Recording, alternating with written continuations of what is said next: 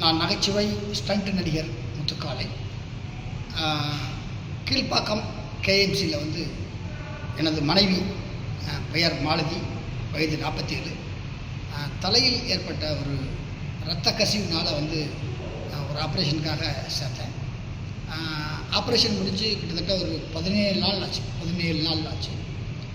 But அந்த மூளையில் உள்ள ஆப்ரேஷன் சரியானாலும் கூட அதனால் ஏற்பட்ட நுரையீரல் தொற்று, அந்த சின்ன சின்ன தொற்றுகள் வந்து என் மனைவி மூச்சு விட முடியாமல் சிரமப்படுத்துகிறது.